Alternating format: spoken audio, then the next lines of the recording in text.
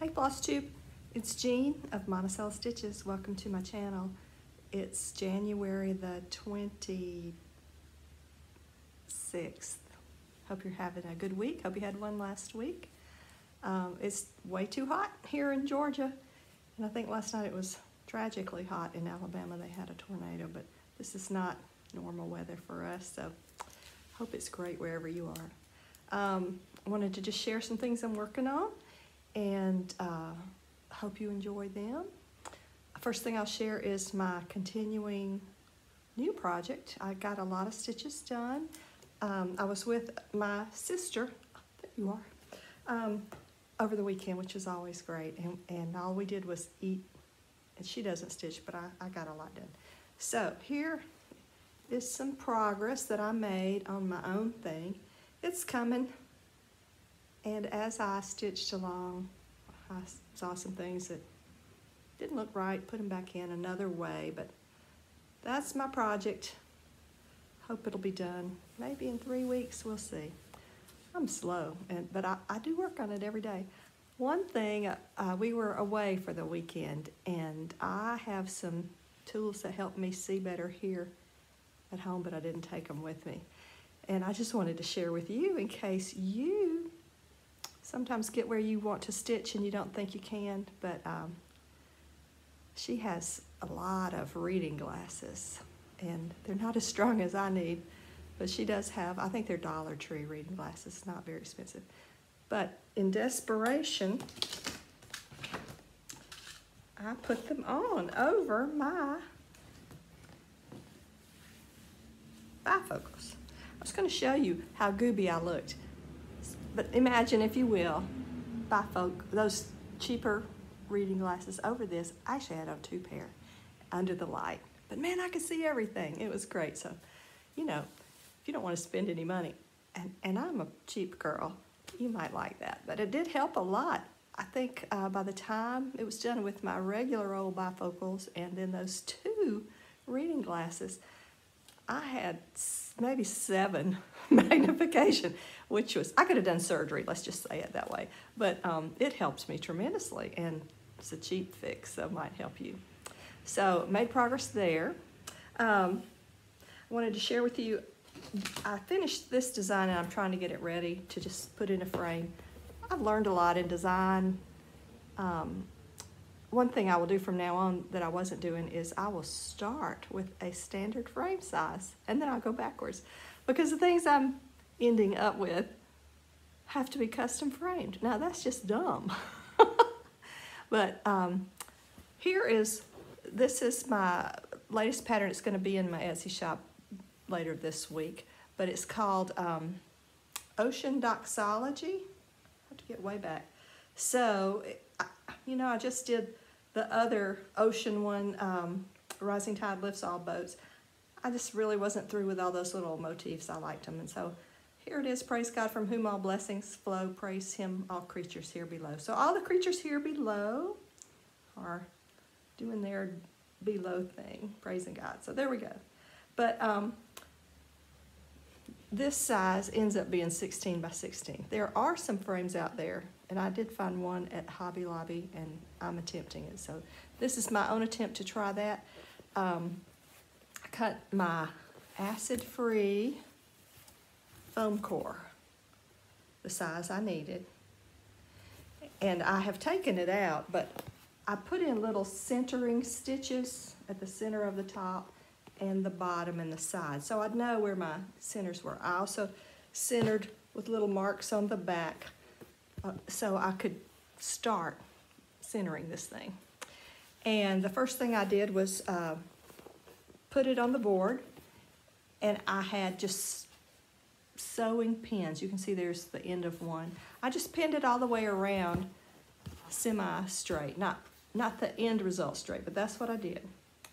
And then I found the center and started pinning it with these pins. These pins are the secret.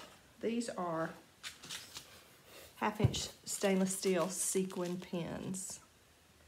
And so you just start in the center of each side and work your way out on each side, pulling, making sure it's straight. And because I had that straight border, I'm using my little quilting, can you see it's transparent, quilting ruler. So, see if I can sort of demonstrate, but this may help you in your adventures here.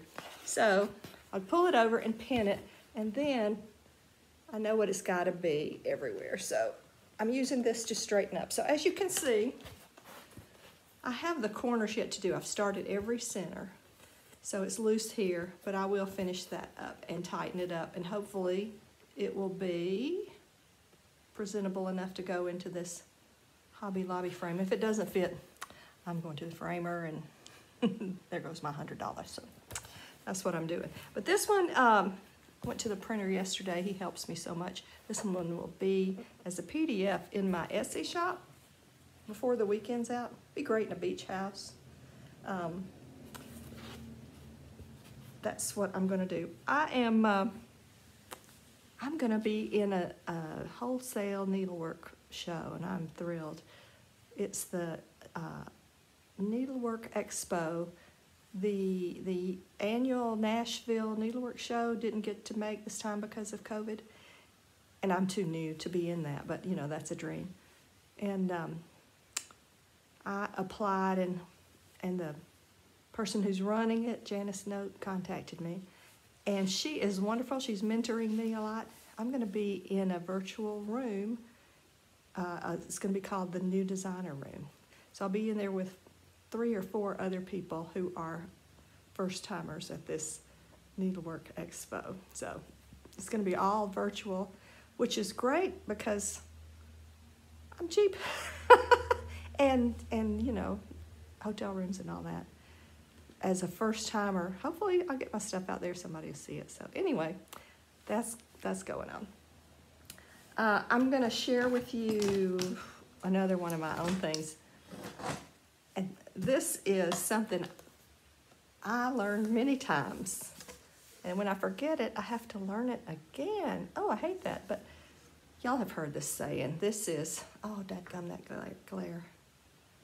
Never put the keys to your happiness in someone else's pocket. So, that's a fun, quick little thing to do. And as I say, I have learned it and forgotten it. Had to learn it again, forgotten it again. Hopefully, we're done with that. And I have learned it now. So, hope you'll learn it. But here it is, just something fun. And you see, I like those nods to historic design. That's what I like. They just finish up in a hurry and give me a really sense of accomplishment when I get one little area done and hop on. It's almost like individual tiny little needleworks that you're doing and you complete them. Oh, fun. Flosstube is so great. You learn so much. And I'm now in a Facebook group that you might like called Stitching 911, and she's got a great Flosstube too. Stitching 911, Stacy, and of course I can't remember her name, but hey Stacy. She has so many, she's so generous with her thoughts and time, and she had a great video about making your own tags. And so, of course I had to have that. So I will share with you, I don't have it all in front of me, but I'll share with you, her end product is a wonderful little floss tag that you make yourself, and you make it out of greeting cards or poster board, or you can even take poster board and glue on beautiful wrapping paper if you want. And I've got to punch the hole up here, which I will. But then you put it on those wonderful rings and throw everything in your project bag. So you'll have your floss sort of together. I am so loosely organized. I don't think I could even call myself organized. I have zones of organization, which mostly means bags or totes. So here's a zone in my area of doing these things. Fabric zone. So I know if I dig through those things, I'll find something that I'm looking for eventually, or have a knitting zone or a cross-stitch zone. But I watch all these people and they show their beautiful, dedicated crafting spaces. Oh my gosh, I'll never be like that. I like to look for things apparently. And I spend a lot of time doing that, especially cell phones and keys. But I know I have these things somewhere. I just have to look for them. But anyway, this is a great thing, and Amazon is a great thing. So I ordered from Amazon. Nope, not Amazon, from Michael's. This is actually the punch for the tag. And it is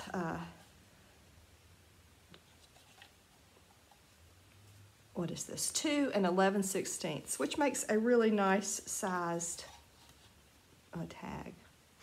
So then, let me get my hole puncher. So then, of course, you punch your hole in the top, like so. And then you've got your ring. I know y'all know how to do all this stuff, but this was just kind of fun.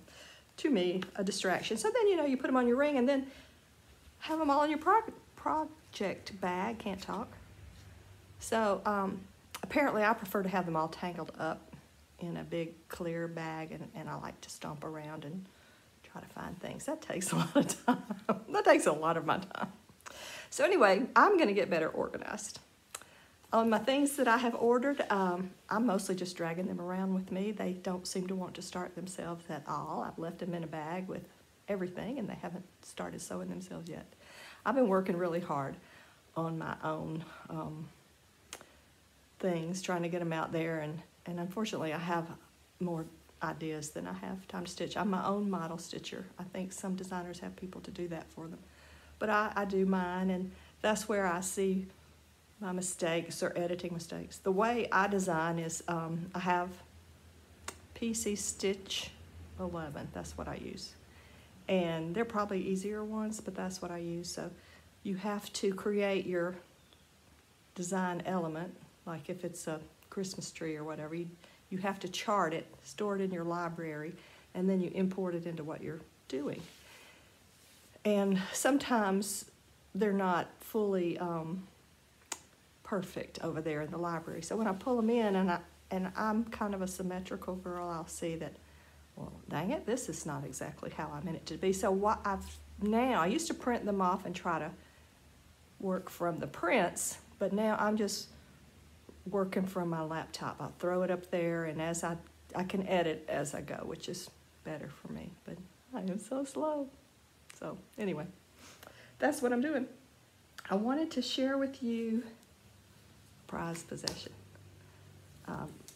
My mother did some cross stitch and needlework, and the time my mother and grandmother came along, everybody sewed. My grandmother did everything. My grandmother, well, for one thing, my grandmother was born in 1897, if you can imagine the things she lived through. My mother was born in 1923, so she was a young child in the Depression.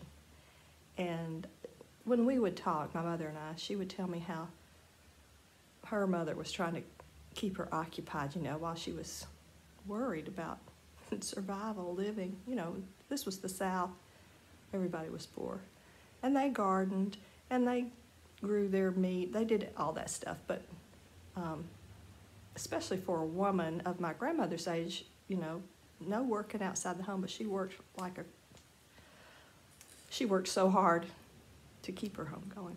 But anyway, imagine the Depression and having a child like my mom bored around the house. So my grandmother provided something for her to stitch on, so I'm going to share it with you. And I guess back then it must have been an iron-on transfer, because certainly I never heard of counted cross stitch till I was in college in where I was from. So people would buy these iron-on transfers, kind of like Aunt Martha's, if you've seen those.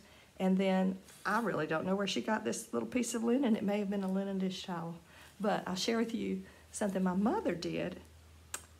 It must have been right around 1930. But my sisters and I all got something. So this is a great thing. I treasure it so much. Let me live in the house by the side of the road and be a friend to man. And there are lots of these type things around that you see in antique stores now, but I have done stamped cross stitch course, in early days when I was a child. And sometimes it's just hard to get those to be on the X. The X's kind of run together. And I don't know if you can see, but, you know, those X's aren't beautiful and perfect like the way counted cross stitch looks today, but this is a very important theme that I have, and I just wanted to share it with you. That may be my whole thing. I hope y'all are doing well. It's just weird hot down here. I hope it cools off because it is January after all. Have a great week. Thank you so much for watching, and happy stitching. Bye, friends. I forgot to say on that floss tag, you are going to need another punch too. It's a 5/8 inch circle, and that provides the hole for the floss to be looped through. And of course I have mine. I can't put my finger on it. It's in a zone around here somewhere. But you do need the tag punch, and then the 5/8 circle punch, and then just a regular old-fashioned punch to make the hole in the top.